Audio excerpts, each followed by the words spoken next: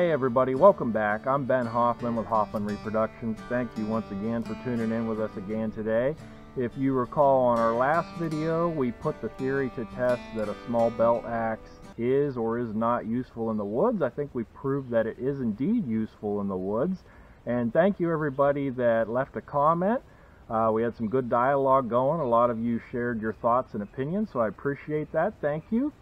And one question that I got, and it was a fair one, sort of along the lines of how small is too small? In other words, were there belt axes that were made originally during the 18th century that were so small they really would not have been good for anything except sinking into an enemy combatant? So I decided to look into this a little bit, and grabbing one of my old reference books before the advent of the internet, this particular book here, Swords and Blades of the American Revolution by George C. Newman, was considered one of the top resource books. I still use it today, even with technology available. And as the name implies, it talks about weaponry of the American Revolution, and there is a really good chapter in the back on belt axes, tomahawks, their use, classifications, and so forth.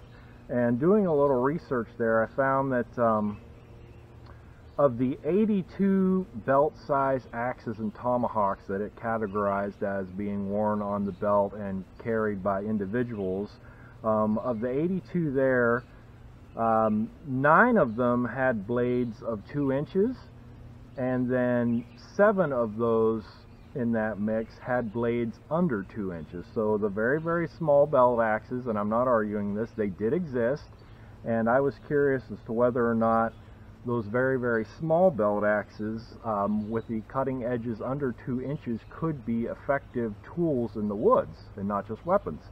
So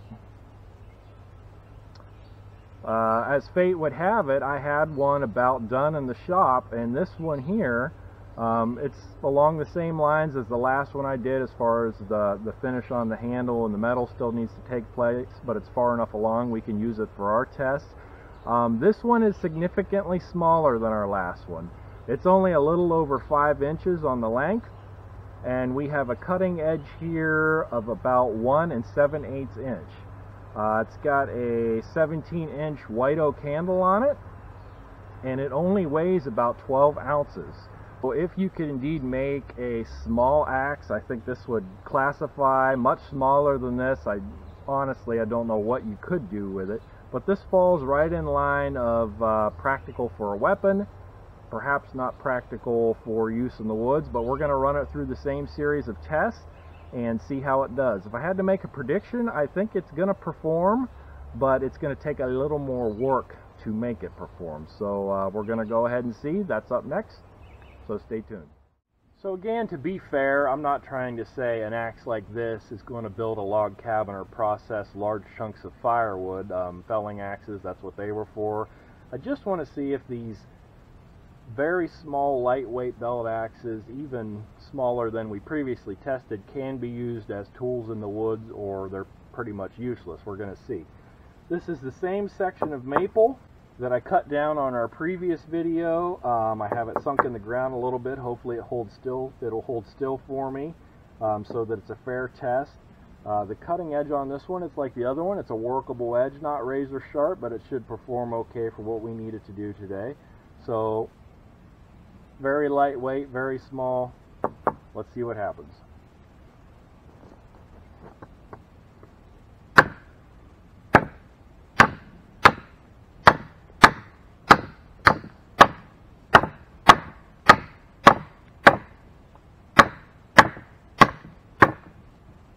Give it a little turn.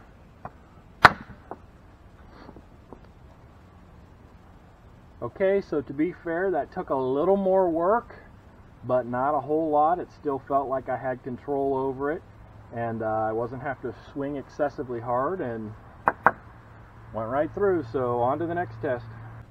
Alright, so I'm in the same section of the yard here with a tent peg made similar to the last one. I'm going to go ahead and see how it does driving it in the ground. Again, I predict it'll probably take a little more work, but let's see if it does the job.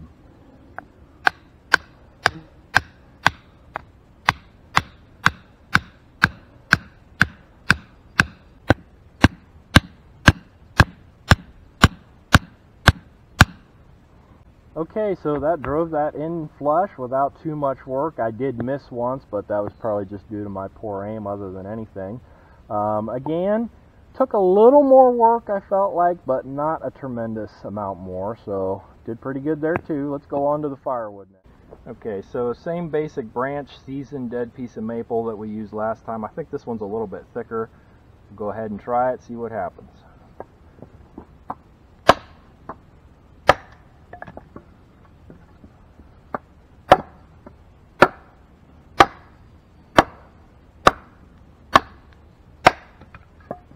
We're getting thicker as I go up. I did the reverse on this one.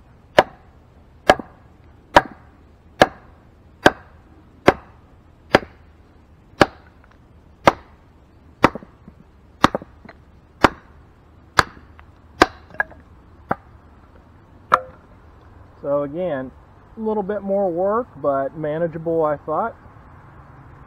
On to the next test. Okay, so final test, I'm going to go right about here on this section of tree limb. Same exact one we did on the last video, cherry, about 3.5 inches in diameter. I have to admit, for an axe this size, this is a fairly brutal test. I don't know why you would try and cut something this big with this axe, but I'm just curious to see what it does, being very much undersized and smaller than our previous example. So I'll go ahead and give it a few chops.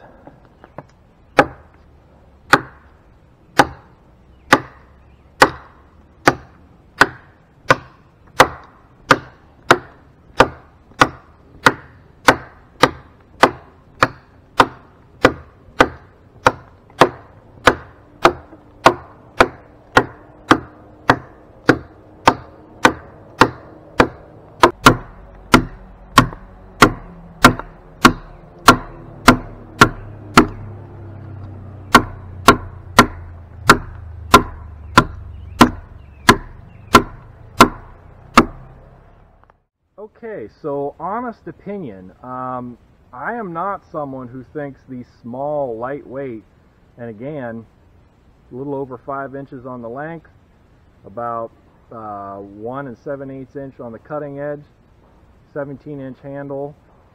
This did very well. I can't complain.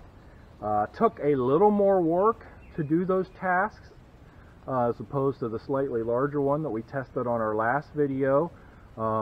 I understand that everybody's different. Some people feel differently, that this is just too small to be an effective tool. If that's you, that's fine, no problem. For me personally, I would carry this in the woods with reasonable expectations. Again, you're not going to do super heavy duty work with this thing, but medium duty camp chores, I really couldn't find anything to complain about. A few things to keep in mind if you do want to carry a small axe like this in your kit into the woods or field. Get one from a reputable maker. There's a lot of guys out there that are doing this nowadays, so talk to individuals, reenactments, living history groups, get a recommendation from somebody. I do, of course, produce these, but there's a lot of other guys that do. And getting one from a well-known maker, you're going to have the thing made correctly. In other words, it's going to be tapered correctly to bite into the material. A longer handle on a smaller axe gives you a lot of leverage and momentum. That helps. And of course, a keen, sharpened edge is going to help you get through whatever you're chopping. So hopefully that answers questions on if a very small belt axe can be effective in the forest. I think it can. You may or may not agree with that. Go ahead and leave me a comment again of what you think of this particular test. So until next time, thank you all so much, and we'll see you next time around.